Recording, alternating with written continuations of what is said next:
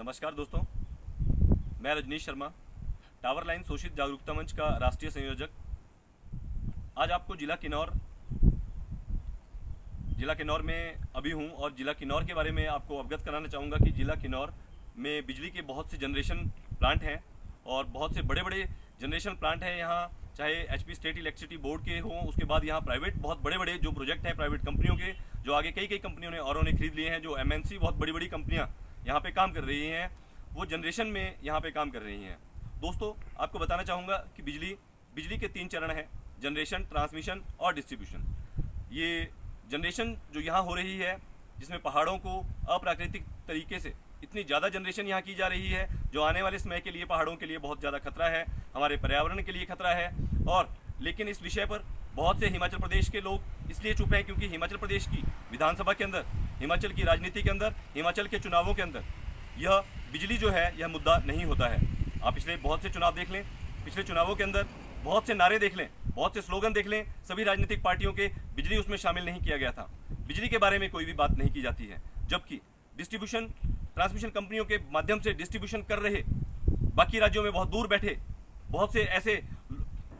मुख्यमंत्री हैं जो बिजली के नाम पर वहाँ पे चुनाव लड़ते हैं और वहाँ पे सरकारें जो है बनती और बिगड़ती हैं, लेकिन हिमाचल प्रदेश में बिजली पर कोई भी प्रश्न उठाने के लिए तैयार नहीं है। इस गंभीर विषय को लेकर हमारी जो रिपोर्ट है पिछले 2014 से, हमारी जो टावर लाइन शोषित जागरूकता मंच की जो टीम है, यह राष्ट्रीय स्तर पर प्रयास कर रही है कि हिमाचल प्रदेश के जनरेशन के बाद जो ट्रांसमिशन, जिसमें बिजली के इतने बड़े बड़े जो टावर आप मेरे बिल्कुल पीछे देख रहे हैं, जिला किन्नौर के अंदर अभी हम हैं, ये बड़े बड़े जो टावर हैं यह भूमि पर लगाए जाते हैं और इसके लिए 4 जो इसके पैर हैं, इस टावर का A grade, B grade, C grade, D grade के टावर होते हैं और छोटे बड़े और बहुत बड़े टावर होते हैं। इन टावरों का जो गैप है, इस टावर में 7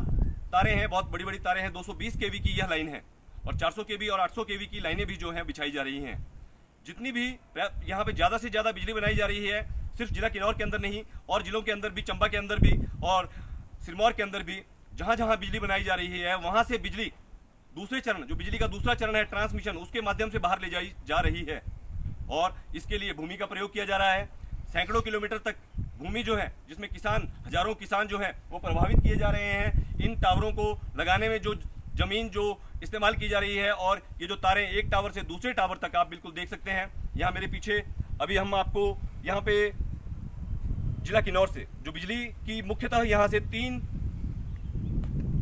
ट्रांसमिशन लाइनें हमारे बिल्कुल पीछे से जा रही है। हम आपको एक स्थिति से अवगत करवाना चाहते हैं। पूरे हिमाचल प्रदेश की जो स्थिति है, पूरे हिमाचल प्रदेश की स्थिति बिल्कुल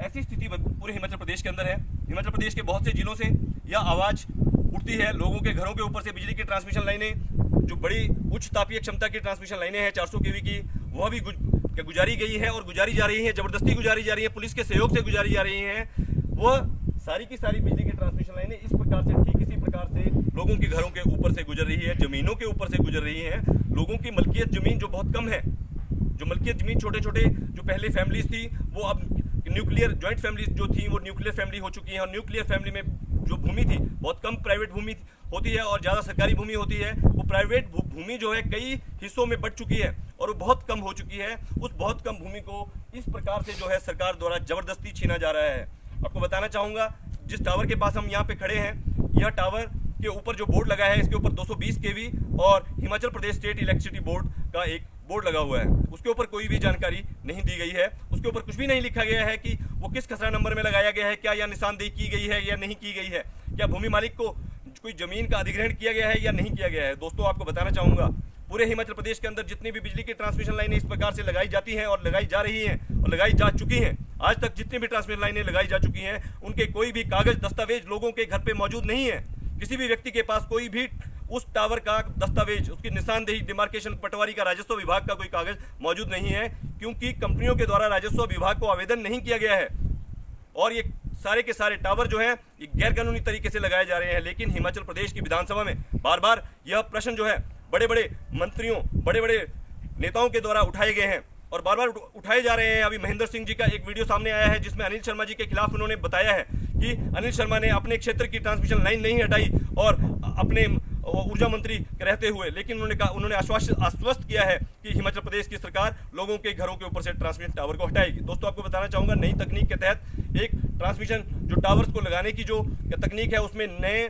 जो टावर्स आए हैं उसमें 5-5 लाइनों को, 6-6 लाइनों को, जिस प्रकार से 3 लाइनें लगाई गई हैं, उसमें अन्य खर्चा किया जाएगा और इन सबको हटाकर एक लाइन में ले जाया जा सकता है। और अंडरग्राउंड ट्रांसमिशन लाइन की भी व्यवस्था है, लेकिन हिमाचल प्रदेश की विधानसभा के अंदर बिजली के ट्रांसमिशन लाइनों को लगाने के लिए कोई भी कानून पारित नहीं किया गया है, कोई भी विशेष कानून, क्योंकि सैकड़ों किलोमीटर तक प्रभावित होते हैं। एक बिजली प्रोजेक्ट जो है वो मात्र 15 बीघा, 20 बीघा, 50 बीघा के अंदर लगाया जाता है, जबकि ट्रांसमिशन लाइनें सैकड़ों बीघा तक, यहाँ से लेकर पंजाब तक, यहाँ से लेकर हरियाणा तक, यहाँ से लेकर नालागढ़ तक और यहाँ से लेकर लुधियाना तक के ट्रांसमिशन लाइनें ग्रिड में बिजली पहुंचाई जाती है। आप सभी से हमारी विनती है कि टावर लाइन शोषित जागरूकता मंच की ये जो मुहिम है, इस मुहिम में आप लोग अपने घरों की, अपने परिवारों की और अपने हिमाचल के लोगों की आवाज को उठाएं। चाहे आप हिंदू हैं, चाहे आप मुसलमान हैं, आप किसी भी धर्म से विशेष हैं, तो सभी धर्मों के लोग यहाँ प्रभावित हैं। आप सब अपने धर्मों के लोगों को जो प्रभावित हैं उनको बचाने के लिए अपनी शिक्षा का प्रयोग करें और देखें कि राष्ट्रीय स्तर पर और अंतर्राष्ट्रीय स्तर पर बिजली के ट्रांसमिशन लाइनों को लगाने के लिए क्या कानून है और यहाँ क्या कानून लागू होने चाहिए। हमारा सिर्फ यही सवाल है कि जो कानून अंतर्राष्ट्रीय स्तर पर लागू है तुरंत यहाँ लागू किए जाने चाहिए, क्योंकि भूमि अधिकार लोगों का अधिकार है और भूमि अधिकार की सुरक्षा हेतु लोगों की भूमि लोगों को या तो अधिग्रहण करना चाहिए और अधिग्रहण करके ही यह टावर जो है